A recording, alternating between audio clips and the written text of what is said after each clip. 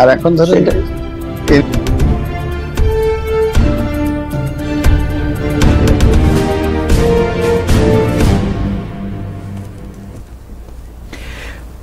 New ইয়র্কের Manhattan থেকে আপনাদের সঙ্গে আছে আমি খালেদ মহিউদ্দিন। আমরা রাষ্ট্রের নানান সংস্কারের কথা শুনছি, আমরা শুনছি অন্তর্বর্তী সরকার সেই কীরকম সিদ্ধান্ত নিয়েছে সেই ব্যাপারে বেশ কিছু উদ্যোগও। তবে সেই সব সিদ্ধান্ত কতটা রাজনৈতিক বুদ্ধিপ্রসূত হচ্ছে আর কতটা নিজেদের বিপদ নিজেরা ডেকে আনা হচ্ছে নানা পর্যায়ে, সেসব নিয়ে কথা বলার জন্য আজ আমাদের সাথে রয়েছেন রাজনৈতিক বিশ্লেষক ও সাবেক সংসদ সদস্য জনাব গোলাম মাওলা রনি। জনাব গোলাম মাওলা রনি, আপনাকে আমাদের অনুষ্ঠানে স্বাগত জানাই। আপনি আমাদের অনুষ্ঠানে আমাদেরকে সময় দিয়েছেন, সেজন্য আমরা আপনার প্রতি কৃতজ্ঞতা জানাই। আমাদের সাথে আরও থাকছেন এবি পার্টির সদস্য সচিব জনাব মুজিবুর রহমান মঞ্জু। জনাব মুজিবুর রহমান মঞ্জু, আপনাকেও আমরা স্বাগত জানাই এবং কৃতজ্ঞতা জানাই, আপনি সময় দিয়েছেন আপনার ব্যস্ত সময়ের মধ্যে থেকে।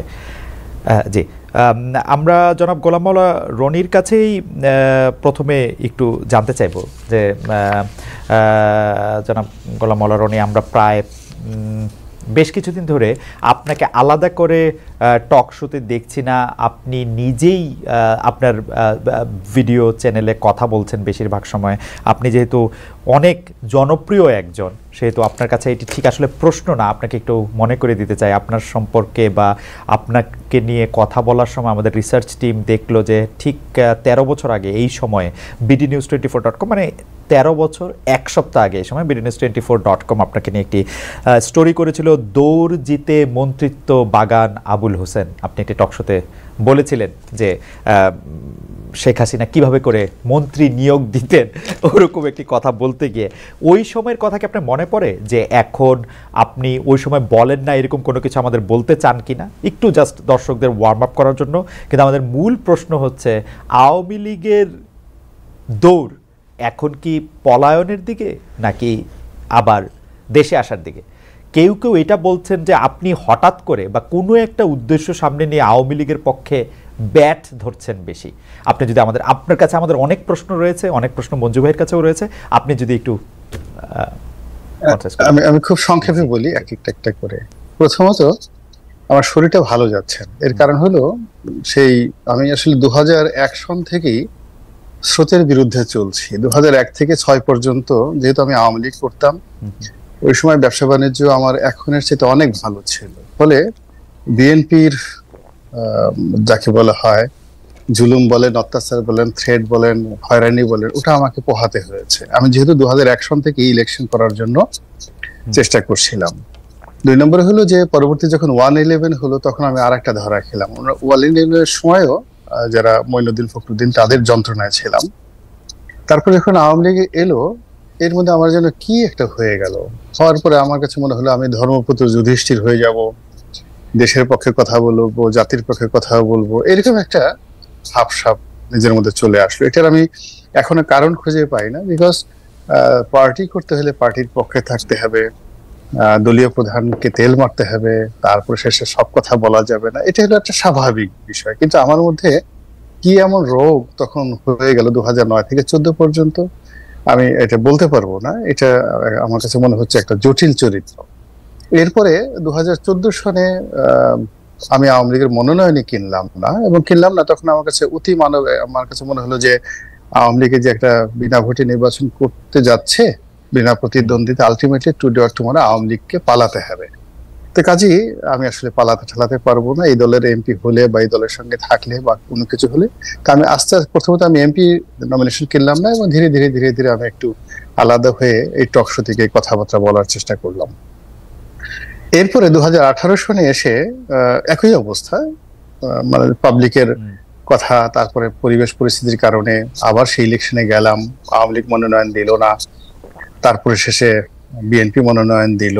এখানে যে জিনিসটা হলো, আমি এখন যেটা বুঝি, আওয়ামী লীগের মতো দল বা বিএনপির মতো দল, তাদেরকে যদি কেউ রিফিউজ করে তাহলে তারা খুব প্রেস্টিজে, এটা খুব অপমান। মানে আমি 2014 সালে মনোনয়ন পেপার কিনিনি, এটা আওয়ামী লীগ আসলে খুব সহজভাবে মেনে নেয়নি। আবার বিএনপি 2018 সালে আমাকে মনোনয়ন দিয়েছে, আমাকে খুব উপকার করেছে, নট লাইক দ্যাট। শেখ হাসিনাকে অপমান করা বা তার দল থেকে একজনকে হারিয়ে আনা, এটা আমার জায়গায় যদি একটা তেলা পোকাও হতো তাহলে হয়তো সেই সুযোগটা 2018 সনে বিএনপি নিত, এবং সেটাই তারা নিয়েছে। They try to use me. তো সেভাবে হোক, বিএনপির সঙ্গে এখন পর্যন্ত ওইভাবেই আমি শুধু ইলেকশন করেছি, সেভাবে আছি। কিন্তু আমার যে কথাবার্তাগুলো আছে, যেটা 2009 থেকে আজ অবধি আমি যে ভাষায় কথা বলছি সেই ভাষায় কথা বলে যাচ্ছি। এবং এই কথার মধ্যে আমার কখনই, যেটা আপনি জিজ্ঞাসা করলেন, যে আমার কখনই এমন ঘটনা হয়নি পরিবেশ পরিস্থিতির কারণে আমি ভয় পেয়েছি, কথা বলিনি, যে কথাটা এই পরিবেশে আমার জন্য বলা প্রয়োজন। This is one. Second thing হলো, এই 5 তারিখের পরে আমি প্রথম যে 72 ঘন্টা দেখলাম, এখন হয় কি, দীর্ঘ সময় যেহেতু রাজনীতির সঙ্গে আছি, তারপরে রাজনীতির বাইরে আবার একটু লেখালেখি করি, আবার এই যে আপনাদের সঙ্গে টকশো করার কারণে সমাজের বিভিন্ন শ্রেণী পেশার মানুষের সঙ্গে যে দেখা সাক্ষাৎ মেলামেশা হয়, এই কারণে হয় কি, রাজনীতির যেটা অঙ্ক আছে, রাজনীতির যেটা জ্যামিতি আছে, তারপরে রাজনীতির একটা ফিজিক্স আছে, কেমিস্ট্রি আছে, এই জিনিসগুলো কিছুটা হলে আমার মধ্যে সেটা এসে যায়। তা আমার কাছে যেটা মনে হলো, যে এই মুহূর্তে যেটি হচ্ছে, সরকার প্রথম দিন থেকেই ভুল করছে। তারা মূলত রাজনৈতিক দলগুলোর সঙ্গে, সকল রাজনৈতিক দলগুলোর সঙ্গে যেভাবে একটা সমঝোতা তাদের করা দরকার সেটা করেনি। আর প্রথম দিন থেকে আওয়ামী লীগকে একেবারে পরিপূর্ণভাবে রিফিউজ করা বা একটা বিপ্লবী সরকার করা বা যা কিছু করা সেটা তারা করেনি। ফলে এটা আসলে বেশি দূর যাবে না। দ্বিতীয় যে জিনিসটা আসলো, যে অনেকগুলো কথা, যেমন দেখা যাচ্ছে আমার কথাগুলো আমি বলছি আজ এ হোল, আমার যে ইউটিউব চ্যানেলে, সেখানে আমি আমার মতো করে বলছি, কিন্তু অন্যান্য যারা ইউটিউব ব্যবসায়ী, ওরা করে কি, কথার যে অংশটুকু ভাইরাল হবে, যেমন দেখা গেল সজীব ওয়াজেদ জয় সম্পর্কে আমি 1 মিনিট বললাম, 1 মিনিটের মধ্যে যেটা 30 সেকেন্ডে যে কথাগুলো বলছি, সে হারবার্ডে পড়েছে, ওটা পড়েছে, এটা বলে তারা করলো কি, সেটাকে ছেড়ে দিল, যাতে করে আওয়ামী লীগের লোকজন, ও মাই গড, গোলাম মোল্লা রনি সজীব ওয়াজেদ জয় সম্পর্কে প্রশংসা করেছে। কিন্তু অ্যাজ এ হোল আমি কি বলেছি, এটা আমার নিজের ভিডিওতে সেই জিনিসটা ওভাবে আছে।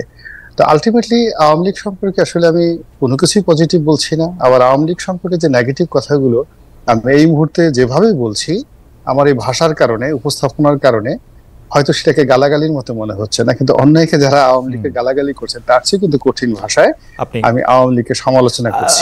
রনি ভাই, এটা কিন্তু আসলে মানে অনেকে আবার বলছেন যে রনি ভাই কিন্তু আসলে আওয়ামী লীগের সমালোচনা করছেন, বাইট করছেন। আমি শুধু দুটি প্রশ্ন করতে চাই, মানে সরাসরি প্রশ্ন।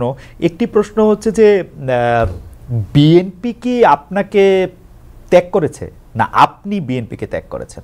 এটা হচ্ছে বিএনপি না, আমি আসলে মূলত 2018 সনে বিএনপির হয়ে নির্বাচন করেছি। তো নির্বাচন করার পরে যেটা হলো, যে বিএনপির বিভিন্ন রাজনৈতিক প্রোগ্রাম, তারপরে শেষে অনুষ্ঠানে আমাকে দাওয়াত করা হয়েছে, বিশেষ করে ঢাকাতে, বা যেহেতু আমার একটা পরিচিত ফেস আছে, বিএনপি চেষ্টা করেছে আমাকে ব্যবহার করার জন্য, কিন্তু আমি ইচ্ছে করে সেই অনুষ্ঠানগুলোতে যাইনি। এই কারণ হলো যে আওয়ামী লীগের মধ্যে আমাকে দেখলে একটা প্রতিহিংসা জাগ্রত হবে। যেমন ধরুন বরিশালে একটা প্রোগ্রাম হলো, তো যারা বিএনপির পরীক্ষিত দীর্ঘদিনের যে নেতা কর্মী রয়েছে তারা সেখানে গেল, কিন্তু আমি গোলাম মোল্লা রনি যদি বরিশালে যাই, একেবারে ডাইরেক্ট ওখানে ছাত্রলীগের ছেলেরা ফায়ার করে দিত, গুলি করে দিত। এটা বিএনপি সামাল দিতে পারতো না, আমাকেও সামাল দিতে পারতো না। ফলে এই জিনিসটা আমি জনাব তারেক রহমান সাহেবের সাথে খোলামেলা আলোচনা করেছি, যে আমি যদি যাই, আলটিমেটলি আমার কোনো উপকার হবে না, আপনারও সেটা সামাল দিতে পারবে না, অনুষ্ঠানটা পণ্ড হয়ে যাবে। তার চেয়ে বরং আমি পার্টিকে, যেটা আমার ইন্টেলেকচুয়াল লেভেলে যেটা আমি পারি, আই ক্যান টক, তারপর আই ক্যান রাইট, এই জায়গাটাতে আমি আপনাকে যতটা সবার সাহায্য সহযোগিতা করব, এবং সেই জিনিসটা আমি কিন্তু করে যাচ্ছি। এখন আমি আমার মতো করে যাচ্ছি, এটাকে বিএনপি কিভাবে ওন করছে, কিভাবে এনজয় করছে, কিভাবে রিগ্রেট করছে, আসলে আমি এটা জানি না খালিদ ভাই। এর কারণ হলো, আমার জীবনের সেই প্রথম থেকে একেবারে আমি আই স্টার্ট মাই ক্যারিয়ার 1986, আমি শুধুমাত্র কাজ করে গেছি, আর কাজের ফলাফলগুলো আমার পিছনে পিছনে ছুটেছে, আমি কোনো ফলাফল টার্গেট করে কখনো কাজ করিনি। তার মানে হচ্ছে যে আমরাই অবশ্য আবার বিএনপি নিয়ে প্রসঙ্গটা আবার একটু তুলব, আপনার স্থানীয় কনস্টিটিউয়েন্সিতে, এবং আপনি আসলে বলছিলেন যে ছাত্রলীগের বা যুবলীগের প্রতিক্রিয়াটা আরও অনেক বেশি মারাত্মক হওয়ার কথা, যে আপনাকে যদি ধানের শীষ বা বিএনপির সাথে কোনো কিছু একটা দেখে, সেটা আন্ডারস্ট্যান্ডেবল। আওয়ামী লীগ সম্পর্কে আপনি একটা কথা বললেন, যে এই ছাত্র জনতার বা লড়াইয়ের ফলে যে সরকারটা আসছে, সেই সরকারটা আসলে আওয়ামী লীগ সরকারকে প্রথম থেকে ডাকে নাই। কিন্তু আমাদের প্রশ্ন হচ্ছে, ধরেন রনি ভাই, আপনি সেই সরকারে আছেন, আপনি আওয়ামী লীগকে ডাকতে চান, আপনি কাকে ডাকতেন? আসলে আওয়ামী লীগের কে আছে বাংলাদেশে? আমি প্রথমত এই কথাটা আমি কোথাও বলিনি যে এই সরকার আওয়ামী লীগকে না ডাকেন। একটু একটু আগে যে মানে এই অনুষ্ঠানে তাহলে আমি শুনতে ভুল করেছি, এই অনুষ্ঠানে যে আপনি আওয়ামী লীগের কথাটা বললেন সেটা কি বলেছিলেন, যে আওয়ামী লীগকে প্রথম থেকেই একটু বাইরে রাখার চেষ্টা করেছে সরকার বা ভেতরে নেয় নাই? না না না না, আমি আওয়ামী লীগ, আমি বলছি রাজনৈতিক দলগুলো। আওয়ামী লীগের কথা বলেছেন এটা রনি ভাই? আওয়ামী লীগের কথা একটু করে বলেছেন, আওয়ামী লীগের কথা একটু আমি বলি, জি সেটা একটু বুঝতে চাচ্ছি। আমি প্রথম থেকে যেটা বলেছি যে যদি এই সরকার একেবারে প্রথম থেকে সমস্ত রাজনৈতিক দলগুলোকে, ছোট বড় সবাই, তাদেরকে একই প্ল্যাটফর্মে এনে একটা জাতীয় সরকার টাইপের কিছু একটা করতে পারতো, বা তাদের কনসাস নিয়ে একটা সুন্দরভাবে এটা সরকার পরিচালনা করতে, এবং সম্মিলিত রাজনৈতিক সিদ্ধান্তে যদি আওয়ামী লীগ, ছাত্রলীগ, যুবলীগ সবগুলোকে নিষিদ্ধ করতো, তাহলে কিন্তু আজকের সমস্যাটা হতো না। কিন্তু আজকে যখনই আওয়ামী লীগ বা ছাত্রলীগকে নিষিদ্ধ করা হচ্ছে, ওই পলিটিক্যাল যে তাদেরকে প্রিভিলেজ দেওয়া হয়নি, এই জন্য অনেক দল দেখা গেল শুধুমাত্র এই কারণে এখন কেউ ছাত্রলীগের পক্ষে, নিষিদ্ধের পক্ষে কথা বলছে না। তো এই জিনিসটা আমি বলার চেষ্টা করছি যে বিপ্লবের প্রথম 7 ডেজ এর মধ্যে যেটা সম্ভব ছিল, ইভেন যেদিন শেখ হাসিনা পালিয়ে চলে গেলেন, ঠিক 24 ঘন্টার মধ্যে তারা যদি থ্রেড দিতেন, তাহলে জনাব চুপ্পু সাহেবও কিন্তু চলে যেতেন, একেবারে চলে যেতেন, 1 মিনিটও দেরি করতেন না তিনি। কিন্তু সকালের ওয়াজ যেমন বিকেলে হয় না, শীতকালের ওয়াজ যেমন গরমকালে হয় না, এখন পুরো পরিস্থিতিতে এমন একটা জটিল অবস্থা ধারণ করেছে যেখানে আসলে কোনো ওষুধই কাজ করবে না, কোনো পলিটিক্যাল অ্যাডভাইস কাজ করবে না। আমার মনে হয় যে আমি একটু মঞ্জু ভাইয়ের কাছে যাব। আপনি জাতীয় সরকারের কথা বলছিলেন, আপনি আওয়ামী লীগকে বলছিলেন যে প্রথম 7 দিনের মধ্যে আওয়ামী লীগের রাজনীতি নিষিদ্ধ করা দরকার ছিল, সেটি হচ্ছে যে আপনার মানে ভালো হইতো, এখন এটি অনেকটা ইয়ে হয়ে গেছে। আমি একটু বিএনপি সম্পর্কে একটু জানতে চাইবো যে জাতীয় সরকারের আহ্বান যদি বিএনপির কাছে দেওয়া হতো তাহলে কি এটা বিএনপি নিত, বা বিএনপির জন্য কি এটা লজিক্যাল জাতীয় সরকারে জয়েন করা বা যাওয়া? বিএনপির জন্য ভালো হতো। এখন বিএনপি যে জটিলতার মধ্যে পড়েছে, মানে এখন ডক্টর ইউনূসের যে সমস্যা, বরং তুলনামূলকভাবে আওয়ামী লীগ এখন বেটার শেভে আছে, দূরে বসে তারা দাঁত বের করে হাসতে পারছে, এবং পালিয়ে থেকে নিরাপদ দূরত্ব থেকে এখন যারা তাদেরকে তাড়ানোর জন্য আন্দোলন করেছে, রক্ত ঝরিয়েছে, এখন আমরা যে নিজেরা দ্বন্দ্ব সংঘাতে জড়িয়ে পড়ছি, অবিশ্বাসে জড়িয়ে পড়েছি, আমরা অনেক কিছুতে ব্যর্থ হচ্ছি, এটা দেখে তারা এক ধরনের স্যাডিস্ট, যেটাকে বলা ইংরেজিতে, ওটা করার সুযোগ পাচ্ছে, দাঁত বের করে হাসার সুযোগ পাচ্ছে, সমালোচনা করার সুযোগ পাচ্ছে, নতুন করে স্বপ্ন দেখার সুযোগ পাচ্ছে, যুদ্ধ করার কথা হুমকি দিচ্ছে, খুনাখুনি করার কথা বলতে সাহস পাচ্ছে। এই জিনিসটাই হতো না। তো যার জন্য এখন হয় কি যে দীর্ঘদিন 15টা বছর তো এরা এখন এই যে মঞ্জু ভাই আছেন বা আমরা যারা বিএনপির যারা লোকজন আছে, আমাদের সবার মধ্যে কিন্তু একটা আতঙ্ক ছিল, এই কখন অ্যারেস্ট করবে, কখন বাসায় এসে ধরে নিয়ে যাবে, গুম করে নিয়ে যাবে। ফলে রাতারাতি আমাদের সবার ব্যাকবোনের মধ্যেই একটা পেইন কাজ করতো। আমাদের আসল ব্যাকবোনটা ছিল না, কিন্তু 7 তারিখের পরে দেখা গেল একটা লোহার তৈরি, স্টিলের একটা ব্যাকবোন তৈরি করে আমরা রয়্যাল বেঙ্গল টাইগার হওয়ার চেষ্টা করছি, কিন্তু সেটা আলটিমেটলি রয়্যাল বেঙ্গল টাইগার হওয়ার চেষ্টা করবে না। তবে জনাব গোলাম মাওলা রনি, মানে এটা খুবই ইন্টারেস্টিং, আপনি বলছেন যে তারা দূর থেকে হাসছে বা তারা দূর থেকে তাদের দাঁত দেখাচ্ছে, সেডিস্ট ভাবে তারা মজা নিচ্ছে। আমরা আসবো আপনার কাছে। অনেকে বলছেন যে আপনার বক্তব্যে তারা সাহস পাচ্ছে, আপনার বক্তব্যে মনে হচ্ছে যে আওয়ামী লীগ একটা বিশাল বড় একটা দল, অথচ সেই পতিত রাজনৈতিক দলটি যার প্রধানকে পালাতে হয়েছে দেশ ছেড়ে, আমার বিবেচনায় তাদের রাজনৈতিক এবং আদর্শিক ভিত্তি দুর্বল, এটা অনেকেই বলছেন। কিন্তু আপনার কথা শুনলে আবার অনেকে মনে করছে যে এটা তারা অনেক সবল, এটা অনেকে বলছেন। আমি আপনার কাছে আবার আসবো এই ব্যাপারে মন্তব্য নিতে। আমি একটু মঞ্জু ভাইয়ের কাছে আসি।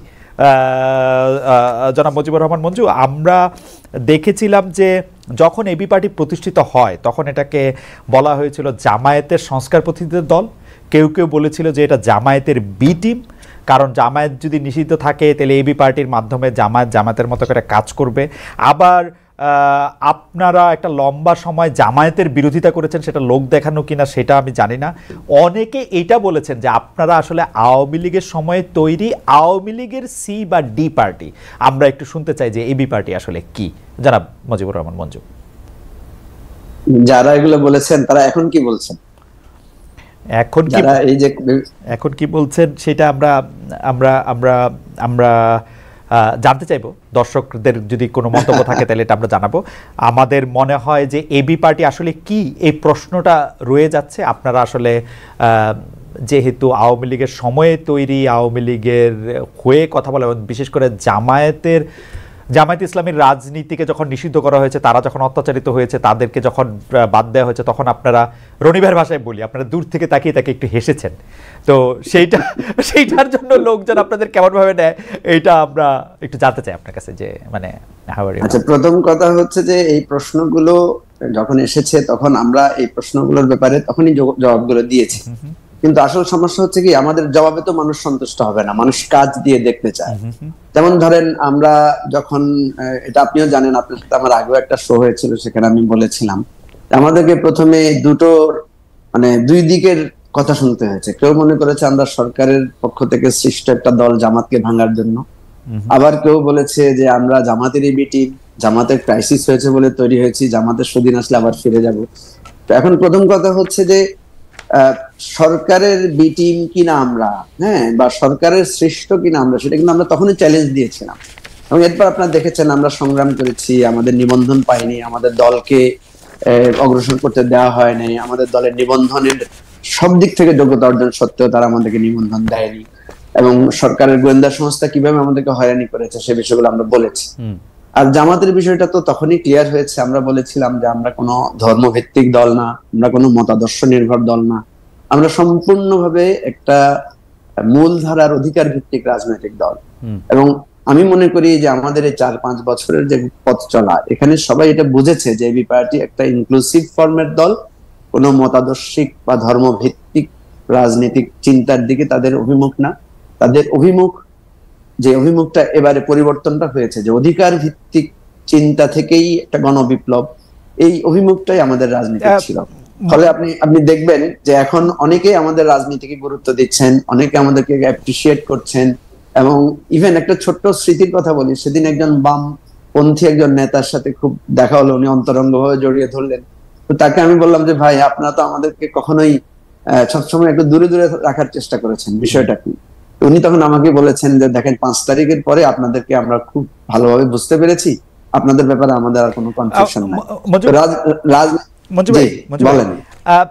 আসলে 5 তারিখের পরে অনেকের আপনাদের ব্যাপারে কনফিউশন নাই, এটা অনেকে বলতেছেন, এইটা আসলে কেন আপনি বলবেন? যে মানে আপনাদের এইটার কারণটা কি? যেমন ধরেন, আপনাদের দলের যিনি আহ্বায়ক ছিলেন বা যিনি আসলে প্রধান ব্যক্তি জনাব তাজুল ইসলাম, তিনি তিনি তিনি তিনি অ্যাটর্নি জেনারেলের পদমর্যাদায় ট্রাইব্যুনালে আসলে মানে যুদ্ধাপরাধী বা মানবতা বিরোধী অপরাধ ট্রাইব্যুনালে তিনি নিযুক্ত হলেন, মানে চিফ প্রসিকিউটর হিসেবে নিযুক্ত হলেন। মানে এটা কেন? মানে what is the magic behind it? মানে আপনারা এবি পার্টির তো অতটা গুরুত্ব থাকার কথা না, মানে যেটি বলা হয় যে এখানে কোনো ম্যাজিকের বিষয়টা না। আমি আপনাকে বলি, সেটা হচ্ছে যে আপনি তো জানেন যে যেই ট্রাইব্যুনালটা হয়েছে এবং যে ট্রাইব্যুনালটার ব্যাপারে অনেকের নানা ধরনের অবজারভেশন আছে, যে এটা ট্রাইব্যুনালটা প্রপারলি গঠন করা হয় নাই, এখানে অনেক আইনি জটিলতা বা দুর্বলতা আছে।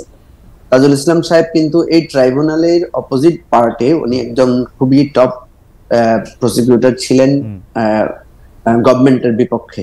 তো সেখানে উনি কিন্তু অনেকগুলো রিফর্মের কথাগুলো তখনও বলেছেন, পরেও বলেছেন। ফলে যেটা আমরা দেখেছি যে তাজুল ইসলাম সাহেব যেহেতু এই ট্রাইব্যুনালের ব্যাপারে একজন এক্সপার্ট হিসেবে নিজেকে প্রতিষ্ঠিত করতে পেরেছেন তার ভূমিকা দিয়ে, ফলে যখনই এই ট্রাইব্যুনাল গঠন করার বিষয়টা এসেছে, তখন আপনি দেখবেন কিন্তু এটা আপনাদের স্মৃতিতে থাকার কথা, তখন কিন্তু এই ওপেন ডিসকাশন গুলো বিভিন্ন সময় হয়েছে যে ট্রাইব্যুনালের কার্যক্রম কেমন হওয়া উচিত। তো ফলে তাজুল ইসলামের ব্যাপারে আইন মন্ত্রণালয় থেকে যখন আগ্রহ প্রকাশ করা হলো, তখন কিন্তু আমরা দলীয়ভাবে বসেছি যে আমাদের দলের পক্ষ থেকে এই ধরনের গভর্নমেন্টের এত হাই প্রোফাইলে আমরা পার্টিসিপেট করব কিনা। তখন আমাদের দলে কিন্তু এটা নিয়ে ডিবেট হয়েছে, কেউ বলেছে যে না, এটা উচিত হবে না, কেউ বলেছে এটা ন্যাশনাল লেভেলে কন্ট্রিবিউট করার মতো। এটা আপনারা দলের মধ্যে আলোচনা করে করছেন, কিন্তু আপনারা একটা কথা নিয়ে দর্শকরা যেহেতু মন্তব্য করছেন, মঞ্জু ভাই, আমি এইটা নিয়ে রনি ভাইয়ের একটা মন্তব্য শুনতে চাই, জাস্ট একটা মন্তব্য, আপনি কন্টিনিউ করবেন।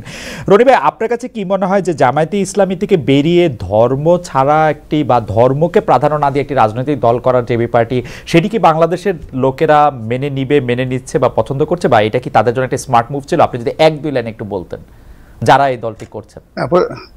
না, প্রথমত আমি এই দলটার একেবারে গঠনের প্রথম দিন থেকে বা তারও আগের থেকে এদের ইন্টারনাল অনেকগুলো মিটিং আমার সঙ্গে হয়েছে। তাজুল সাহেব আসছে, মঞ্জু সাহেব আসছে, বা আমরা বসছি একাধিকবার। এবং উনি যখন জামাতে ছিলেন তখনও জামাতের পক্ষ হয়ে ওনার সঙ্গে আমার অনেক আলাপ আলোচনা হয়েছে। মূলত আমি আওয়ামী লীগ করলেও জামাত ঘরানার যারা লোকজন ছিলেন, ইনক্লুডিং জামাতের আমির থেকে শুরু করে যারা সেক্রেটারি জেনারেল, তাদের সবার সঙ্গে যে কোনো একটা ব্যাপারে তারা আমার সঙ্গে মত বিনিময় করতেন।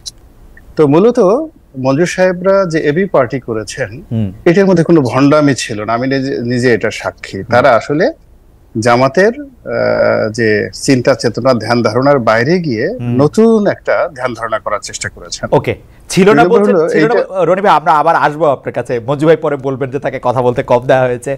আপনার কাছে কি মনে হয়, ছিল নাটা কি অতীত হিসেবে আপনি ছিল নাটা বলছেন, যে মানে এটা কি এখন ভণ্ডামি আছে এটা মিন করছেন নাকি? না, প্রথমত যে পরবর্তীতে যখন দেখা গেল যে আসলে 1 বছর 1.5 বছর তাদের সঙ্গে আমার যোগাযোগ ছিল, এবি পার্টির সঙ্গে অনুষ্ঠানে দাওয়াত করেছে গেছে, কিন্তু আমি আসলে আমার ব্যস্ততার কারণে মূলত তাদের কোনো অনুষ্ঠানও যেতে পারিনি। তারা অ্যাজ এ গেস্ট হিসেবে অন্য সবাইকে দাওয়াত করেছে, আমাকে দাওয়াত করেছে, বিএনপি লোককে দাওয়াত করেছে, কিন্তু আমি যাইনি। তাহলে ইন্টারনালি তাদের যে ভিতরে আসলে কি ধরনের রসায়ন ঘটছে, তারা কি সরকারের ডিজিএফআই টাকা দিয়ে পার্টি করেছে, না এসালামের টাকা দিয়ে পার্টি করেছে, না জামাতের টাকা দিয়ে করেছে, না মঞ্জু ভাইরা নিজেদের মানে শেষ সম্বল, তাদের একটা সব মিলে একটা বোধহয় ব্যবসা বাণিজ্য ছিল, তো সেখানে সম্বল দিয়ে তারা পার্টি করেছেন কিনা এটা উনরা ভালো বলতে পারবে। আমরা মঞ্জু ভাইয়ের কাছে একটু শুনতে চাইবো যে মঞ্জু ভাই, আমাদের কাছে মানে বলে না কোনো একটা গুজবই আপনি বলি এখন পর্যন্ত, যেহেতু এটা আপনি ভালো বলতে পারবেন, যে জামায়াতের সাথে যেহেতু বিএনপির সম্পর্ক খারাপ, সেহেতু বিএনপি এইবার আপনাদেরকে ব্যাক করতেছে যে জামায়াতের অ্যান্টিডোট হিসেবে। এই ব্যাপারটা কি ঠিক? আপনারা কি বিএনপি ব্যাকড পার্টি এখন? আওয়ামী লীগ আপনাদের তৈরি করলো, এখন বিএনপি ব্যাকড, এরকম কিনা ঘটনাটা? দেখেন, যে যাই বলুক, আমাদের নিয়ে আলোচনা হচ্ছে, এটা আমরা খুশি।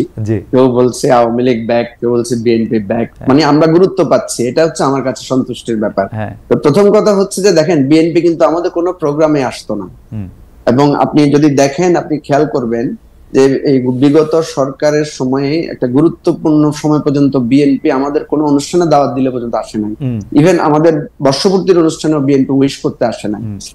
ইভেন আমি আপনাকে বলি, এই গোলাম মাওলা রনি ভাই আমাদের কোনো প্রোগ্রামে আসেন নাই, এই কারণে যে উনি বিএনপি দলের একজন, মানে যেহেতু ইলেকশন করেছেন, সেই কারণে না, সেই কারণে মঞ্জু ভাই আসেন নাই কারণ আপনি কিংস পার্টি, আওয়ামী লীগ আপনাদেরকে তৈরি করেছিল, সেইখান থেকে আসেন নাই। না না, আমি আপনাকে বলি, প্রথম কথা হচ্ছে যে বিএনপি আসে নাই যে জামাতের সাথে তাদের যে এলাই আছে সেই সম্পর্কটা নষ্ট হবে, এই কারণে আসেন নাই।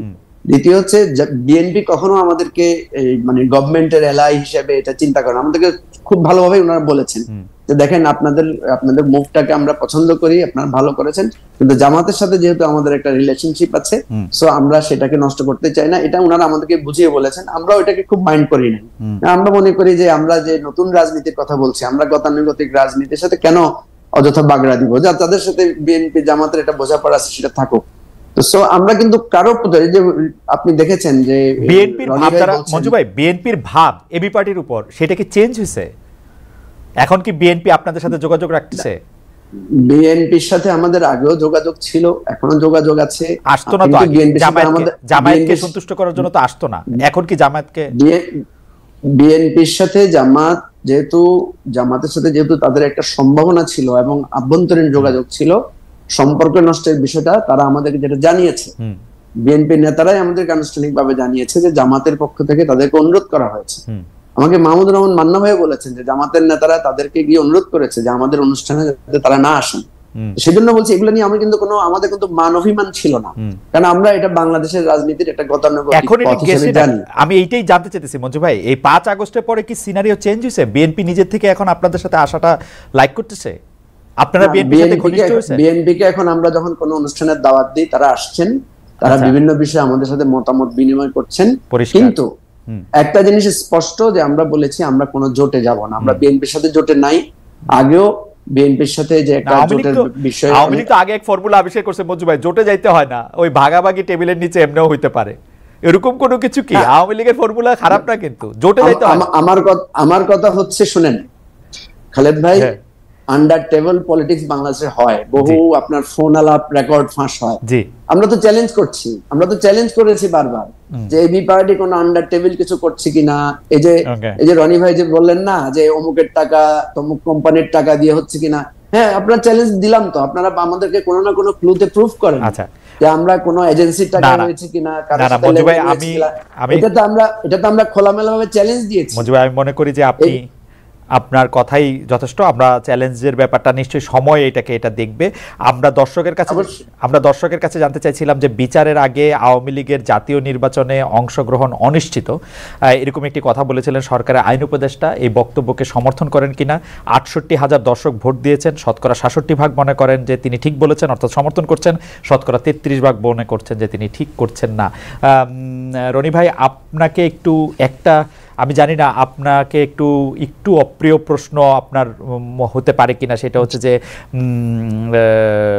জাতীয় সংসদ নির্বাচন কবে হবে আমরা জানি না, কিন্তু ইতিমধ্যে বিএনপি জোট ঘোষিত প্রথম প্রার্থী হিসাবে একরকম মনোনয়ন পেলেন ডাকসুর সাবেক ভিপি জনাব নুরুল হক নূর। 2018 সালের নির্বাচনে আপনি ধানের শীষে প্রার্থী ছিলেন, এটা একটা বার্তা ছিল।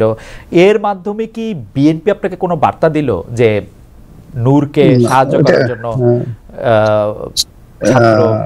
ছাত্রদল যুবদলকে বলা হয়েছে? জি রনি ভাই। না, আমার আসলে স্থানীয় যে বিএনপি, জেলা বিএনপি বা উপজেলা বিএনপির সঙ্গে আমার আসলে কোনো যোগাযোগ নেই। আচ্ছা, 2018 সালে ওই যে নির্বাচন করে আমি আসছি, এরপর আমার কোনো যোগাযোগ নেই। ওখানে বিএনপির আরেকজন প্রার্থী, মানে ওখানে মূলত আমার মামার শ্বশুর গত 4-5বার সেই ইলেকশন করেছে বিএনপির পক্ষ থেকে, তার পরিবর্তে আমাকে দেওয়া হয়েছিল। তো আমার মামার শ্বশুরের পরিবর্তে আমাকে দেওয়া হয়েছিল, কিন্তু আমার যে ইমিডিয়েট রানিং মেট আছেন হ্যাঁ, তো ওখানে যেটা আছে সেটা হলো সেকেন্ড হাসান মামুন সাহেব নামক একজন ভদ্রলোক আছেন। মূলত তিনিও ওই বিগত নির্বাচনে আমাদের 3 জনকে মনোনয়ন দেওয়া হয়েছিল, আমাকে, হাসান মামুনকে আর শাহজাহান খান সাহেবকে। পরবর্তীতে বাকি 2টো উইথড্র করে আমারটা কনফার্ম করা হয়। এরপর আমি আর আসলে এলাকাতে যাইনি। এগুলো 1। 2 নম্বর হলো আমার সঙ্গে 2019 সনে একেবারে জানুয়ারি ফেব্রুয়ারি মাসে জনাব তারেক রহমান সাহেবের সঙ্গে খোলামেলা দীর্ঘক্ষণ আলাপ আলোচনা হয়। তো উনি খুব অবাক হয়ে যায়, আমাকে জিজ্ঞাসা করলেন যে আপনি কেন আওয়ামী লীগ ছেড়ে বিএনপিতে আসলেন?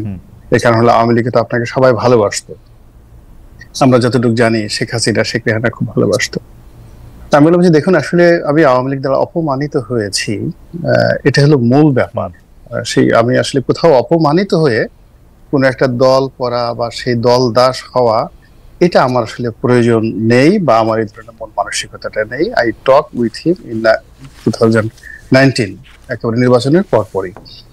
তো এই গেল 1। 2 নম্বর হলো যে আমি বললাম যে এইবার আপনার এখানে আসছি, কেন আসছি আমি নিজেও জানি না, আপনি ডেকেছেন এই জন্য আসছি, অথবা আওয়ামী লীগ মনোনয়ন দেয়নি এই জন্য আসছি, হোয়াটএভার মেবি।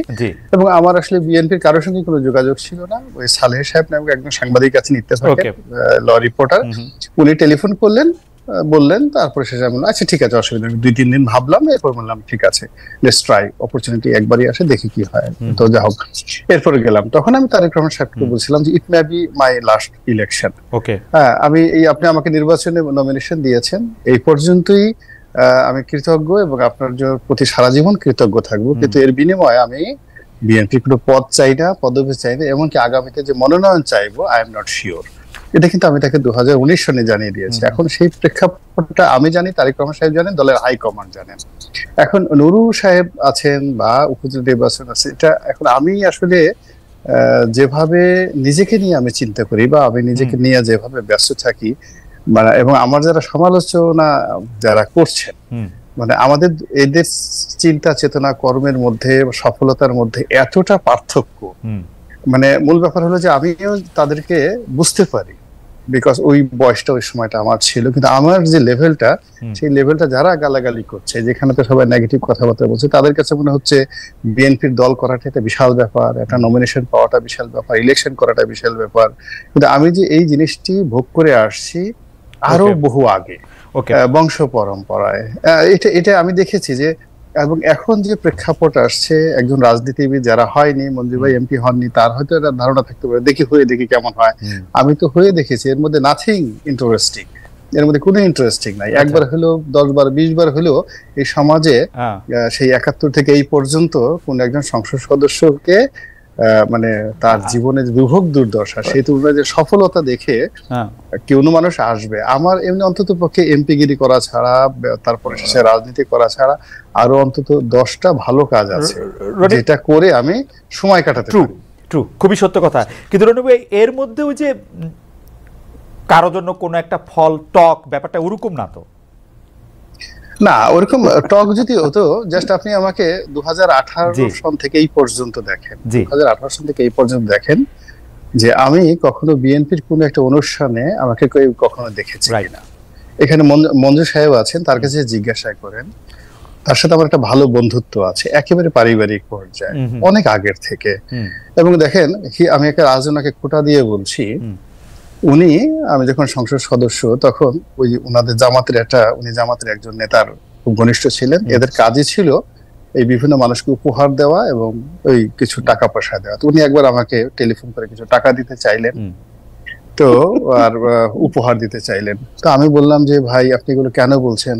তো এই টাকা দিয়ে আমি কি করবো? তো বলে আপনি জাকাত দিবেন। তা আমি বললাম যে আমার তো জাকাত দেওয়ার যথেষ্ট অর্থ আছে, আমি রিচ ম্যান। আপনি জিজ্ঞেস করে দেখেন 2010 সনে আমি তাকে এই কথাটা বলেছি। উনি সেমাই পাঠিয়েছেন, টাকা দিতে চেয়েছেন, কোন রাজনীতিবিদ গোলাম মোল্লা রনির মতো তাকে উত্তর দিয়েছে? জিজ্ঞাসা করেন আল্লাহর ওয়াস্তে। না মঞ্জু ভাই, এটা খুবই ইন্টারেস্টিং। আপনারা একজন এমপি সাহেবকে, তাও সিটিং এমপি, যে দল ক্ষমতায় আসে তাদেরকে, মানে এটা আমরা শুনবো, খুবই ইন্টারেস্টিং। মানে রনি ভাইয়ের সাথে কথা বলে খুবই ইন্টারেস্টিং ইনসাইট শোনা যায়, এটা খুবই ইন্টারেস্টিং। আমরা একটু আপনার কাছ থেকে শুনবো। রনি ভাই, আপনি শেষ করেন প্লিজ, তাহলে আমরা মঞ্জু ভাইয়ের কাছে যাই। আমি বললাম যে দিস ইজ দ্য থিংস। আমি যখন আওয়ামী লীগে ছিলাম, আমার এই হাত ধরে 2009 সনের 10 ওবায়দুল কাদের সাহেব বলতেন যে রনি নেত্রী, তোমার কথা শুনে আমার কথাগুলো একটু মাঝে মধ্যে বইলো। তুফাইল সাহেবের মতো লোক হাত ধরে বলতো যে রনি আমার খবর কি। আমির হোসেন আমু জিজ্ঞেস করে দেখেন, বলতো রনি আমার খবর কি, তুমি তো জানো সমস্ত কিছু। I was enjoying that part Awami লীগে। কিন্তু এটাকে আমি সেল করেছি, এটাকে আমি কখনো আমার নিজের কাজে ব্যবহার করেছি, ব্যবসার কাজে ব্যবহার করেছি, প্রভাব করছি, আমার শত্রু বলতে পারবে না। সিমিলারলি দেখেন 2011 সন থেকে, মানে 18 সন থেকে এখন পর্যন্ত টিল টুডে, আওয়ামী লীগ না বিএনপির এমন কোন শীর্ষ নেতা নাই যারা আমাকে ভালোবাসেন না, সম্মান করেন না, মর্যাদা দেন না। এবং আমি যদি একটা টেলিফোন করি, এই ফোন ধরবেন না বা কল ব্যাক করবেন না, বিএনপিতে এরকম কোন শীর্ষ নেতা নেই। এই আপনার অনুসারে বলছি। কিন্তু দেখেন, এত সুসম্পর্ক থাকা, ইনক্লুডিং জনাব তারেক রহমান সাহেব সহ সবার সঙ্গে এরকম সম্পর্ক থাকা সত্ত্বেও আজ পর্যন্ত বিএনপির অফিসের একটা কমিটির জন্য, আমার নির্বাচনী এলাকার একজনের একটা পদবীর জন্য, কোনো কিছুর জন্য আপনি বিএনপির যে কোনো লোকে জিজ্ঞাসা করেন বিজ্ঞাপন দিয়ে যে আমার পক্ষ থেকে একটা ফোন গেছে কিনা বা কোনো তৎপরতা গেছে। রনি ভাই, আপনাকে ধন্যবাদ। রনি ভাই, আপনাকে ধন্যবাদ। আমরা একটু মঞ্জু ভাইয়ের কাছে যাই।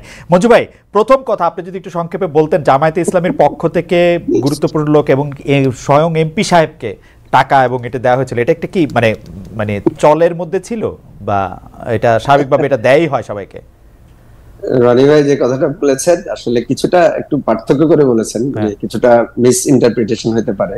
আমার যতটুকু মনে পড়ে যে উনার কোন একটা সাহায্য সংস্থা থেকে কুরবানি উপলক্ষে দুস্থ লোকদের জন্য কুরবানির বাবদ কিছু পশু, মানে গরুর ব্যাপারটা এসেছিল। তো যারা পাঠিয়েছে তারা রনি ভাইয়ের সামহাও ভক্ত ছিলেন। তো তারা আমার সাথে কমিউনিকেট করেন যে রনি ভাইকে যখন আমি এটা জানাই, রনি ভাই বলছে ভাই আমি তো এমনিতে এগুলাতে করি, এটা আমার দরকার না। তখন রনি ভাইকে আমি বলেছিলাম তাহলে ঠিক আছে, আপনার নামে আমরা একটা কাজ করতে পারি, সেটা দুস্থ সাংবাদিকদের জন্য আমরা এটা করতে পারি। তখন রনি ভাই এগ্রি করেছিলেন। রনি ভাই এটা মনে থাকার কথা, দুস্থ সাংবাদিকদের জন্য আমরা ওই ওনার যে অ্যালোকেশন ছিল ওটার গরুটা কোরবানি দেওয়া হচ্ছে। এটা অ্যাকচুয়ালি জামাতের পক্ষ থেকে না, এটা হচ্ছে একটা আন্তর্জাতিক সাহায্য সংস্থা থেকে। তো রনি ভাই আজকে উনার কিন্তু প্রচুর জামাতের ফ্যান আছেন, উনি আজকে এটা বলে কিন্তু জামাতের লোকদের ফ্যান বেশ কিন্তু কমে যাবে রনি ভাই। আচ্ছা মঞ্জু ভাই, আমরা প্রশ্নটা করি, জামাতের ফ্যান ব্যাপারটা নিশ্চয়ই জামাতের ফ্যানরা দেখবেন। আমি যেটা প্রশ্নটা করতে চাই, আপনি সম্প্রতি প্রথম আলো থেকে একটি সাক্ষাৎকার দিতে গিয়ে আপনি বলেছিলেন যে আওয়ামী লীগকে নিষিদ্ধ করার ব্যাপারে, আপনি বলেছেন যে একটি জনমত তৈরির বিষয় আছে। আপনি জনমত তৈরির বিষয় আছে বলছেন, আপনার কাছে কি মনে হয় না যে এই জনমত 5ই আগস্টই অলরেডি তৈরি হয়েছে? আওয়ামী লীগ নিষিদ্ধ করার ব্যাপারে আর কি অপেক্ষা আপনি করছেন? আমাদের দলের পক্ষ থেকে আমরা একটা কথা বলেছি যে একটা পাবলিক হিয়ারিং শোনার জন্য, অর্থাৎ আওয়ামী লীগ এই গত 15 বছর ধরে, এর আগে তো আছেই, ধরেন আমরা যেটা ছোট ছিলাম 71 থেকে 75-এ নানা কথা আমরা শুনেছি, কিন্তু সেই জিনিসগুলোর ডকুমেন্টারি এভিডেন্স খুব কম আছে। না, আমরা যেটা বলতে চেয়েছি যে আওয়ামী লীগকে নিষিদ্ধ করার প্রক্রিয়াটা এমন ভাবে করা উচিত যে কারা কারা আওয়ামী লীগের দ্বারা ক্ষতিগ্রস্ত, যেমন যে সমস্ত ছাত্ররা ক্ষতিগ্রস্ত, যে সমস্ত নারীরা ক্ষতিগ্রস্ত, যে সমস্ত রাজনীতিবিদেরা ক্ষতিগ্রস্ত, যে সমস্ত পুলিশ অফিসাররা ক্ষতিগ্রস্ত, যে সমস্ত নানা পেশাজীবীরা ক্ষতিগ্রস্ত, এখন পর্যন্ত তারা পাবলিক হিয়ারিং এর মাধ্যমে, এটা কোনো আইনগত প্রক্রিয়া হবে না, এটা হবে একটা পাবলিক ডকুমেন্ট যে একটা রাজনৈতিক দল কিভাবে ফ্যাসিবাদের একটা প্রবক্তা হয়ে যায়, ফ্যাসিবাদের কণ্ঠ হয়ে যায়, একটা গণতান্ত্রিক কণ্ঠ, একটা স্বাধীনতা যুদ্ধের। মঞ্জু ভাই, আপনারা এই কথাটা বলছেন একটা কথার কথাই তো, তাই না? মানে আপনারা কতজন লোকের হিয়ারিং নেবেন, কিভাবে হিয়ারিং নেবেন? না, কথার কথা না, আমরা অলরেডি একটা প্রস্তাব দিয়েছি এবং আমি খুব হোপফুল, খালেদ ভাই, আমি খুব হোপফুল যে গভর্নমেন্ট এটা করবে। একটা আমরা পাবলিক হিয়ারিং এর ব্যবস্থা করতে বলেছি এই জন্য যে মানুষের মনে, আমরা চাই যে আওয়ামী লীগকে নিষিদ্ধটা যাদের শুধু আইনের পর্যায়ে না থাকে, শুধু রাজনৈতিক ভাবে না হয়, রাজনৈতিক, সামাজিক, একেবারে সাংস্কৃতিক ভাবে আওয়ামী লীগের যে জেনুইন জায়গাটা কেউ যাতে কখনো বলতে না পারে যে আওয়ামী লীগের ব্যাপারে আমরা অবিচার করেছি। সেটেলড একটা ইস্যু নিয়ে স্বাভাবিক ফৌজদারি জায়গা থেকে আপনারা এটা নিয়ে রাজনীতি কেন করতে চাচ্ছেন? আওয়ামী লীগকে যে বিতাড়িত করা হয়েছে, শেখ হাসিনা এত সাংঘাতিক রকমের সংবিধান, এত সাংঘাতিক রকমের সবকিছু নিয়েও এই দেশ ছেড়ে উনি চলে যেতে বাধ্য হয়েছেন, পালাতে বাধ্য হয়েছেন। যদিও রনি ভাই পালিয়েছেন এটি বলতে চান না, নাকি বলেন আমি জানি না, কিন্তু ঘটনা হচ্ছে তো এটা তো সত্যি। এটাকে আর আপনি জনগণের আর কি ম্যান্ডেট এর মধ্যে চান আপনি? আমি এটা এই জন্যই লাগবে ভবিষ্যতের প্রজন্ম এবং ভবিষ্যতে কোন রাজনৈতিক দল যাতে এইভাবে ফেসিবাদের যেই চরিত্রে আবির্ভূত হতে না পারে। আপনাকে একটা মনে রাখতে হবে, আমরা কেন হিস্ট্রি পড়ি, আমরা কেন সিরাজউদ্দৌলার কাহিনীটা এখনো পড়ি, এখনো কেন সিরাজউদ্দৌলা পরাজিত হয়েছিল, তারপরে কেন সিরাজউদ্দৌলা আমাদের জন্য ইন্সপিরেশন, কেন এখন আমরা লক্ষণ সেনের পলায়নটাকে আমরা স্মরণ করি। এই হিস্ট্রিটা সাংস্কৃতিক ভাবে, আপনাকে আমি বলি খালিদ ভাই, আমাদের দেশে কি আইন করে মীর জাফরকে বেঈমান হিসেবে আমাদের কোন সংবিধানে বা কোন আইনে লেখা হয়েছে? হয় নাই। এটা সাংস্কৃতিক ভাবে হয়েছে যে মীর জাফর নামটা কেউ এখনো লিখে না। এই কালচারাল বিষয়টাকে আমরা তুলে আনতে বলেছি যে কালচারালিও আওয়ামী লীগকে নিষিদ্ধ করতে হবে, যে কালচারালিও যাতে মনে করে আওয়ামী লীগ সেটার জন্য তো আর হিয়ারিং ও দরকার হয় না, আওয়ামী লীগ মানে হচ্ছে একটা খুনি। মঞ্জু ভাই, সেটার জন্য তার হিয়ারিং দরকার হয় আইনগত, এটার মধ্যে পলিটিক্সটা আমি বুঝতে চেষ্টা করতেছি। সত্যি মঞ্জু ভাই, আসলে এত তর্ক আপনার সাথে আমি করতাম না, আমি পলিটিক্সটা বুঝতে চেষ্টা করতেছি। কারণ হচ্ছে যে আওয়ামী লীগ যে বাংলাদেশে 15 বছর ধরে ভোট দেয় নাই, না করছে, বিভিন্নভাবে ইনস্টিটিউশনগুলিকে ধ্বংস করছে, এইটা জনগণ একরকম ভাবে ব্যাপারটা সেটেল, অ্যাটলিস্ট মেজরিটি জনগণ আওয়ামী লীগের কিছু সাপোর্টার সবসময় থাকবে। এইটার মধ্যে আর হিয়ারিং করে আপনারা কি অর্জন করতে চাচ্ছেন সেটা আমি একটু বুঝতে চেষ্টা করতেছি। না, এইটা তো ধরেন আমরা এই জেনারেশন দেখছি, এই জেনারেশন কাছে এস্টাবলিশ, কিন্তু ফিউচার জেনারেশনের কাছে কি থাকবে? আপনাকে আমি যে কথাটা বলতে চাচ্ছি, দেখেন পাকিস্তান কিন্তু একটা ঐক্যবদ্ধ সংগ্রামের মাধ্যমে অর্জিত রাষ্ট্র।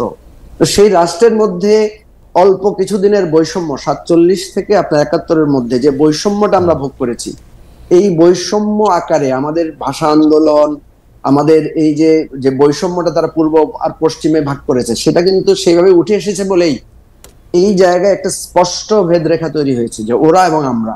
এজন্য আপনাকে এই সামাজিক যুদ্ধটা করে আপনার কাছে মনে হয় যে আওয়ামী লীগের নাম করে এরকম একটা ভেদরেখা আবার সৃষ্টি করার চেষ্টা করা হচ্ছে? ধরেন আওয়ামী লীগ গত 15 বছরে 17 বছরে অনেক অন্যায় করছে, অত্যাচার করছে, ইনস্টিটিউশনগুলি ধ্বংস করছে, শেখ হাসিনার তার জন্য বিচার হওয়া উচিত, আওয়ামী লীগের সবার বিচার হওয়া উচিত, কিন্তু আওয়ামী লীগের যে বয়ানগুলি সেগুলির একটা এন্টিথিসিস দাঁড় করানোর একটা চেষ্টা, সেইটা করা হচ্ছে সেই বয়ানগুলির মাধ্যমে। এবং এটা একটা, আপনার কাছে কি মনে হয়, একটা অপচেষ্টা না? আওয়ামী লীগ করছে বলেই সব জিনিস খারাপ হয়ে গেছে, ব্যাপারটা তো এরকম না। না, বিষয়টা হচ্ছে যে আপনাকে মনে রাখতে হবে যে শেখ হাসিনার প্রত্যেকটা কথা, আওয়ামী লীগ নেতাদের প্রত্যেকটা বয়ান তারা কিন্তু করেছে কিসেকে সামনে রেখে? তারা মুক্তিযুদ্ধকে, মুক্তিযুদ্ধের চেতনাকে সামনে রেখে করেছে। মুক্তিযুদ্ধের চেতনাকে সামনে রেখে তারা 2000 ভুয়া মুক্তিযোদ্ধা তৈরি করেছে যার বয়স 50-এরও কম। মুক্তিযুদ্ধের চেতনাকে সামনে রেখে তারা বিশ্ববিদ্যালয়ে ধর্ষণের সেঞ্চুরি পালন করেছে। মুক্তিযুদ্ধের চেতনাকে সামনে রেখে সেটার জন্য তো মুক্তিযুদ্ধের চেতনা দায়ী হতে পারে না, সেটার জন্য তো আওয়ামী লীগ দায়ী, সেটার জন্য তো মুক্তিযুদ্ধের চেতনাই তো আওয়ামী লীগ ফলো করে না। না না না, আমরা সেটাই বলছি, আমাদেরকে মুক্তিযুদ্ধের সঠিক চেতনাটাকে আফোর্ড করার জন্য এই কাজটা করতে হবে। যে আওয়ামী লীগ এখন তো ব্যাপারটা দাঁড়াইছে যে মুক্তিযুদ্ধ শব্দটাই, আপনি দেখেন এখন ব্যাপারটা দাঁড়াইছে যে মুক্তিযুদ্ধ শব্দটাকে একটা প্রতিপক্ষ উই আর দে করার একটা চেষ্টা করা হচ্ছে। এটা কেন? এবং আপনারাও একটা বয়ান দিতে চেষ্টা করতেছেন। না, পৃথিবীতে তো সাদা এবং কালো, আলো এবং আঁধার, ন্যায় এবং অন্যায়, সাম্য এবং বৈষম্য, এই দুইটা জিনিস তো মানে চিরস্থায়ী ভেদরেখা। এই জন্য আওয়ামী লীগ যে বৈষম্যের প্রতীক, এটা তো এবারে মানে প্রতিষ্ঠিত হয়েছে। আমরা যেটা আমরা বলতে চাচ্ছি এটাকে কালচারালি, পলিটিক্যালি, আওয়ামী লীগ মানে আমি জানার জন্য করছি, আওয়ামী লীগ 2009 থেকে 2024 সাল পর্যন্ত আওয়ামী লীগের কৃত অপরাধের জন্য আওয়ামী লীগের 1971 সালের অবস্থান কি বাতিল হয়ে যায়? না না, বাতিল তো হবে না।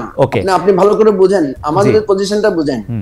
আমরা বলছি শেখ মুজিবুর রহমান বাংলাদেশের স্বাধীনতা যুদ্ধের নেতৃত্ব দিয়েছেন, কিন্তু তিনি বাংলাদেশের গণতন্ত্রকে হত্যা করেছেন, তিনি বাকশাল কায়েম করেছেন, তিনি জাসদের 30,000 নেতাকর্মীকে হত্যা করেছেন।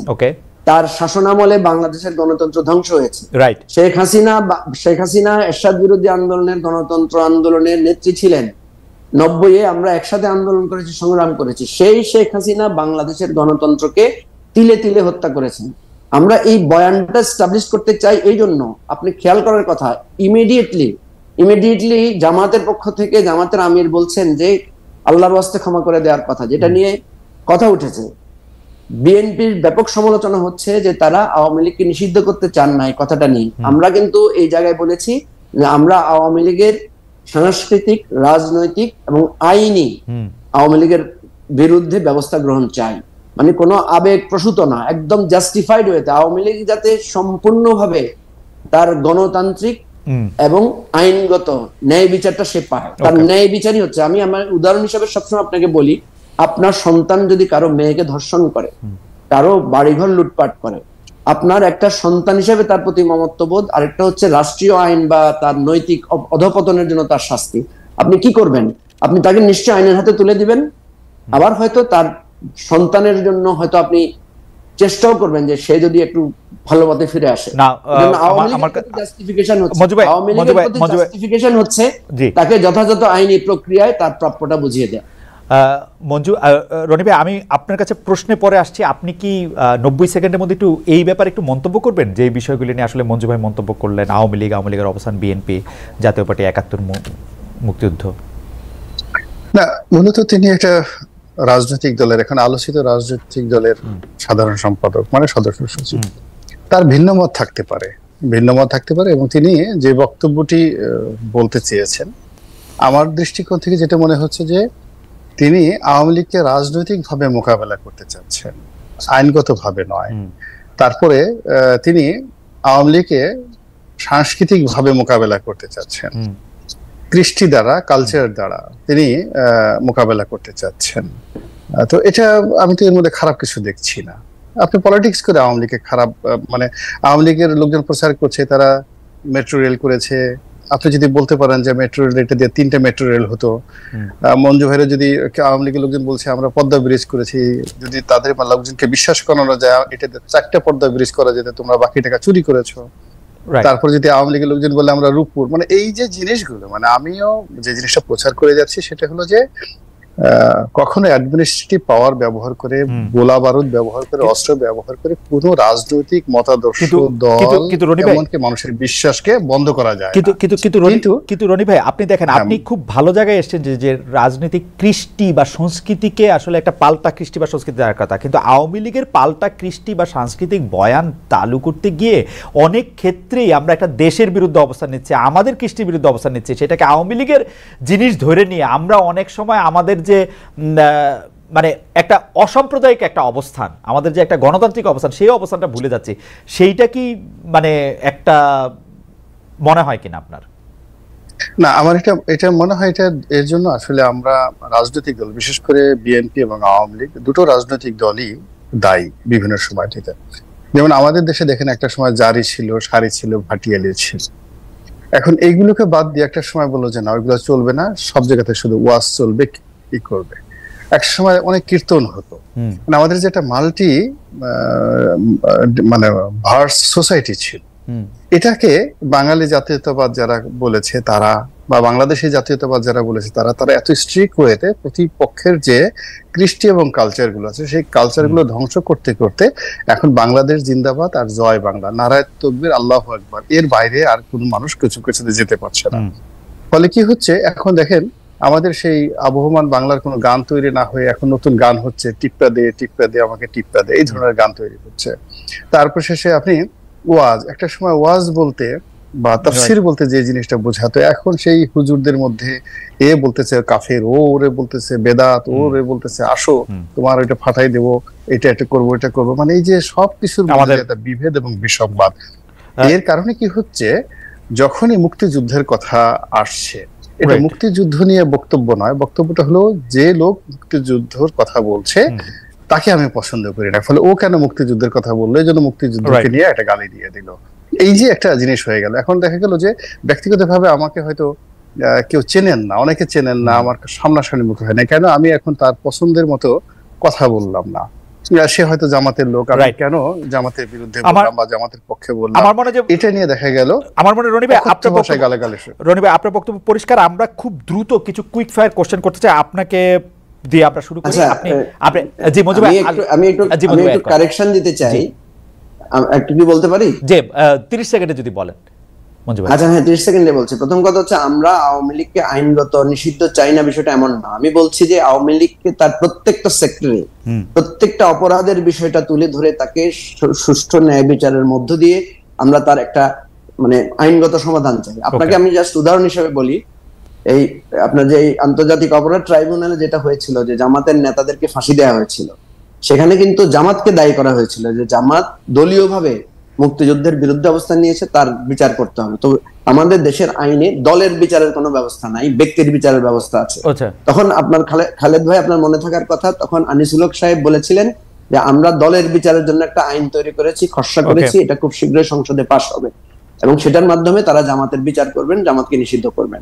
আমার কথা হচ্ছে, দলীয়ভাবে একটা দল যখন গণতন্ত্র ধ্বংস করে, গণহত্যা করে, লাখ টাকা লুটপাট করে, এই দলীয় বিচারের আওয়ামী লীগের বিচারটা যাতে ন্যায়সঙ্গতভাবে হয়। আচ্ছা ওকে, এবং একইভাবে আপনি ন্যায়সঙ্গত সাংস্কৃতিক রাজনৈতিক বিচারটাও হয়। এটা হচ্ছে আমাদের, আমরা বুঝতে পারছি।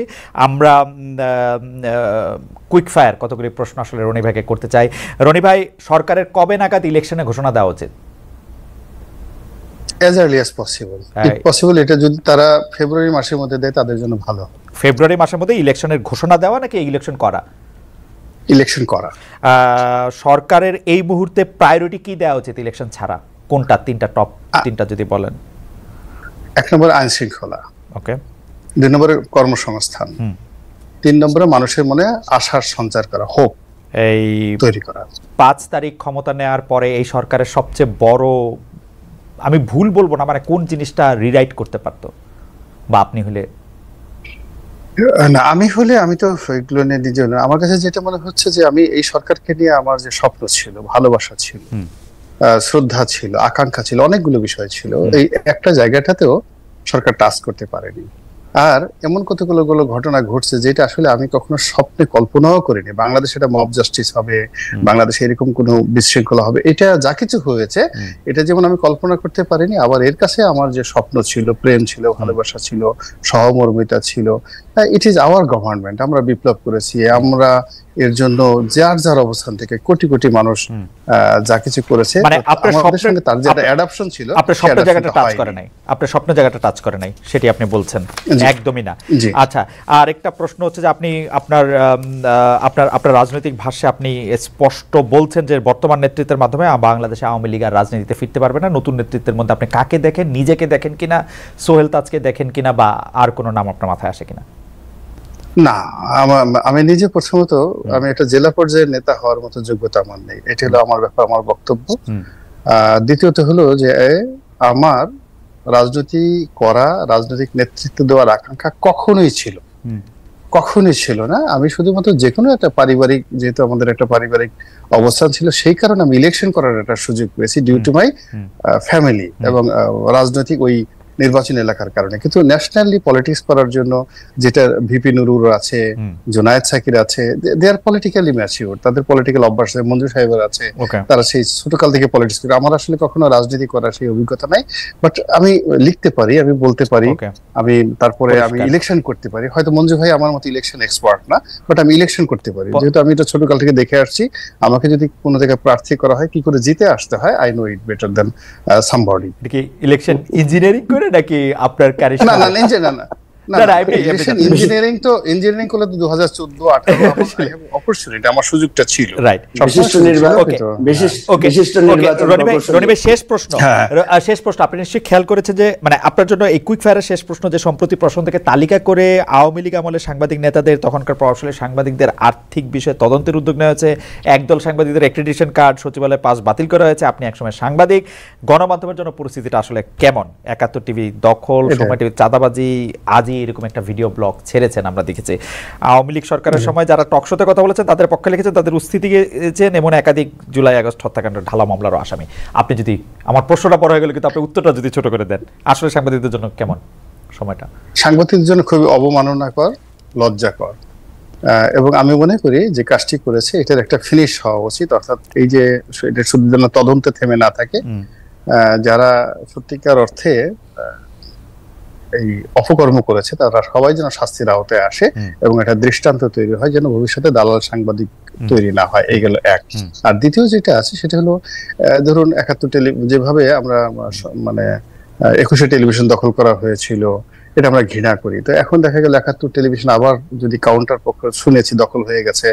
তারপর সময় টিভি, একজন রাজনৈতিক নেতা এই সময় টিভিতে কোনো আক্রমণ করা হবে না, ইত্যাদি হবে না, বিনিময়ে সেখানে লেনদেন, বিভিন্ন সামাজিক মাধ্যমে সকল কথাবার্তা চালু হয়ে গেছে। তো এই জিনিসগুলো আসলে সুরা হওয়া দরকার। এইগুলো যদি না হয় তাহলে তো আসলে ওই যে আগের যেভাবে তালিকা করে শীর্ষ 50 জন সাংবাদিকরা আপনি সবকিছু শেষ করে দিন, আবার আরো যদি 50 জন তালিকা ভবিষ্যতের জন্য হয়ে যায়, তাহলে তো এই জগতে আর কেউ দাঁড়াবে না, সব মাথাগুলো সব নষ্ট হয়ে যাবে। তার জন্য আমার মনে হয় যে এই ব্যাপারে সতর্ক হওয়া উচিত। এই জন্য আমি কথাটা আজকের যে ভিডিওটা দিয়েছি যে 71 টিভির সময় টিভি, এখান থেকে শিক্ষা নিতে হবে আমাদেরকে।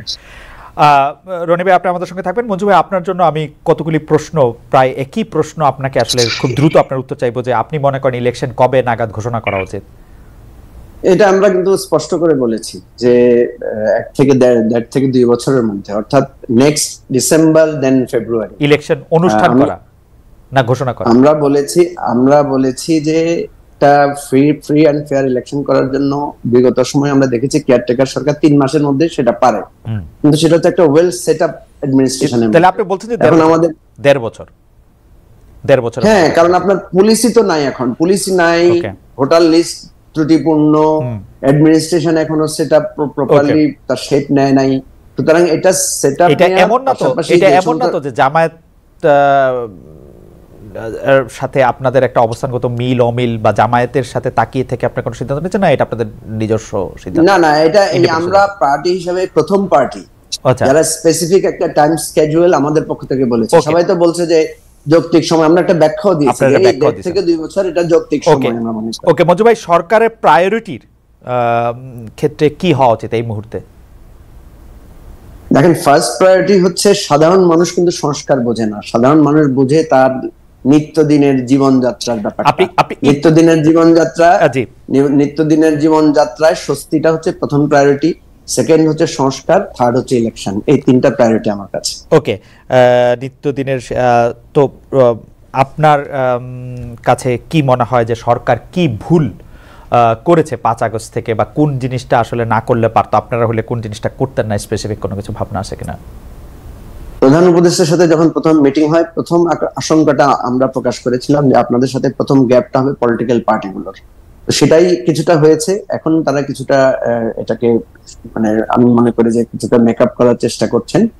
2 নম্বর যেটা হচ্ছে যে সরকারের ফার্স্ট প্রায়োরিটি দেওয়া উচিত ছিল নিত্যদিনের আমাদের বাজার পরিস্থিতি, যানজট এবং প্রশাসনকে একটা স্টেবল জায়গায় নেওয়া, পুলিশকে একটা স্টেবল জায়গায় নেওয়া, প্রথমেই স্বরাষ্ট্র মন্ত্রণালয়ে 2বার চেঞ্জ করাটা, এটা আমার কাছে মনে হয় টেকনিক্যাল ভুল হয়েছে। আমরা একটু দর্শকদের মঞ্জু ভাই একটু ধরবেন, আমরা একটু দর্শকদের উদ্দেশ্যে বলি, আপনারা জানেন যে আমাদের ইউটিউবের এই শো আসলে চ্যানেল 24-এও সরাসরি দেখানো হচ্ছে, কিন্তু চ্যানেল 24-এর নিয়মিত খবর এবং অনুষ্ঠানের জন্য চ্যানেল 24 এখন ফিরে যাচ্ছে তাদের স্টুডিওতে। আমরা থাকছি আর কিছুক্ষণ আসলে আমাদের দুই অতিথিকে নিয়ে। মঞ্জু ভাই আপনি কন্টিনিউ করবেন। তাহলে আপনি বলছিলেন যে সরকারের ভুলের মধ্যে স্বরাষ্ট্র মন্ত্রণালয় 2বার পরিবর্তন করা অতি অল্প সময়ের মধ্যে, সেটি স্বরাষ্ট্র মন্ত্রণালয়টাকে খুব স্ট্রংলি পজিশন নেওয়া দরকার ছিল, সেই জায়গায় এখনো উইকনেস সিরিয়াসলি রয়ে গেছে।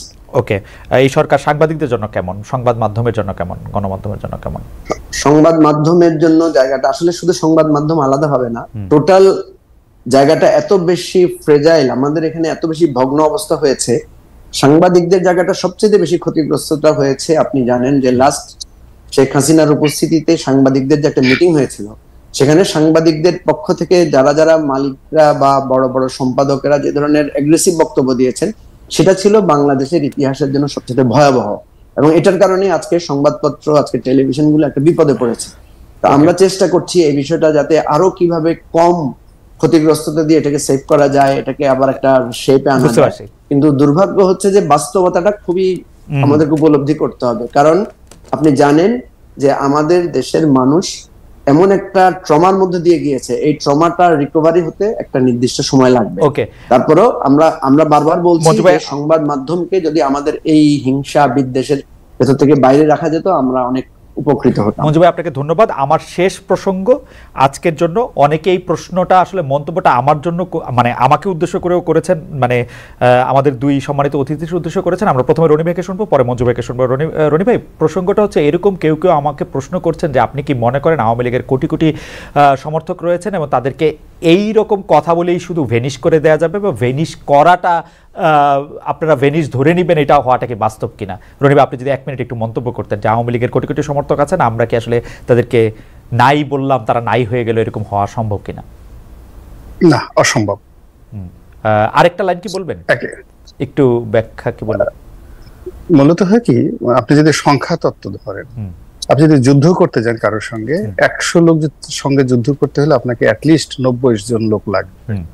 তো কাজেই আওয়ামী লীগের যদি কোটি কোটি লোক থাকে সারা বাংলাদেশে ছড়িয়ে ছিটিয়ে, তাদের অন্তর থেকে আওয়ামী লীগকে দূর করার জন্য, শরীর মন মানুষের থেকে দূর করার জন্য আপনাকে ঠিক সমপরিমাণ সংখ্যক লোক লাগবে। এটা কেবলমাত্র বিএনপির আছে। তো বিএনপি তো প্রথম থেকে চেষ্টা করেছে, বিভিন্ন সময় সেটা পারেনি। দ্বিতীয়ত হলো যে আওয়ামী লীগ একটা বিশ্বাস, একটা আদর্শ, একটা ভালোবাসা, এবং সেখানে আওয়ামী লীগ ধরে যদি নেতিবাচক ধরেন, নেতিবাচক অনেক কিছু আছে। সব মিলিয়ে মানে আওয়ামী লীগের যে একটা কম্প্যাক্ট পলিটিক্যাল থিওলজি রয়েছে, পলিটিক্যাল ধর্মতত্ত্ব যেটা রয়েছে, ওটা মানে ঠিক অনেকে যেমন বদরুদ্দৌমি সাহেবের মতো লোক বলেছেন যে মুসলিম লীগের মতো আওয়ামী লীগের অবস্থা হবে, কিন্তু নট লাইক দ্যাট। মুসলিম লীগ যেভাবে ধ্বংস হয়েছে, ওটার প্রেক্ষাপট আওয়ামী লীগ সেভাবে হবে না। ফিউডাল সোসাইটিকে নিয়ে করতে। রনি ভাই আপনাকে ধন্যবাদ। মঞ্জু ভাই আপনার 1 মিনিট, আমার আসলে সময় শেষ, তারপরও আপনাকে। আমি মনে করি রাজনীতির মূল জায়গাটা হচ্ছে নৈতিকতা। নৈতিকতা যদি মানুষের মানে বিপর্যয় নামে, তাহলে সংখ্যাতত্ত্ব সেখানে কাজ করে না। এটা 75-এও দেখা গেছে যে একটা ভয়ানক পরিস্থিতির মধ্যে আওয়ামী লীগ একেবারে নাই হয়ে গিয়েছিল, সেখান থেকে কিন্তু বিরোধী পক্ষের ভুলের কারণে আওয়ামী লীগ আবার উত্থান ঘটেছে। এবারেও আমি একই রকম ঘটনা মনে করি যে আওয়ামী লীগ যে নৈতিকভাবে পরাজিত হয়েছে, নৈতিকভাবে বিপর্যস্ত হয়েছে, বিরোধী পক্ষ যদি ভুল করে তাহলে আওয়ামী লীগের উত্থানের সম্ভাবনা রয়েছে। আদারওয়াইজ আওয়ামী লীগ ঘৃণিত দল হিসেবে শুধু বাংলাদেশে না, সারা বিশ্বব্যাপী এই দলের আর নৈতিক উত্থানের সুযোগ নাই যদি তারা তাদের চিন্তা এবং মতবাদকে যদি তারা পরিবর্তন না করে। মানে বিরোধী পক্ষ যদি ভুল না করে, তাহলে আওয়ামী লীগের আর আসার আর কোনো সম্ভাবনা নাই। জি, এটা আমি মনে করি যে আওয়ামী লীগের বিরুদ্ধে একটা সমন্বিত, যেমন আমরা পাকিস্তানে ফিরে যাব না, কারণ পুরো পাকিস্তানের বিরুদ্ধে আমাদের পাকিস্তানের যে বৈষম্য, ওটার বিরুদ্ধে জাতি একতাবদ্ধ ছিল। এই একতায় যদি আমরা ঐক্যবদ্ধ থাকি, তাহলে আওয়ামী লীগের রাজনীতি ফেরার কোনো সুযোগ নেই, সংখ্যায় যত বড়ই হোক। মঞ্জু ভাই আপনাকে অনেক ধন্যবাদ, অনেক ধন্যবাদ। গোলাম আলা রনি ভাই আপনাকেও। আমরা দুজন প্রাজ্ঞ রাজনীতিবিদ এবং রাজনীতি বিশ্লেষকের বক্তব্য শুনছিলাম। দর্শক, আপনারা অনেকে আমাদের সঙ্গে ছিলেন। ভবিষ্যতে নিশ্চয়ই আপনাদের সঙ্গে দেখা হবে, মানে আগামী সপ্তাহে নিশ্চয়ই আপনাদের সঙ্গে দেখা হবে। সে পর্যন্ত আপনাদের অনেক অনেক ধন্যবাদ।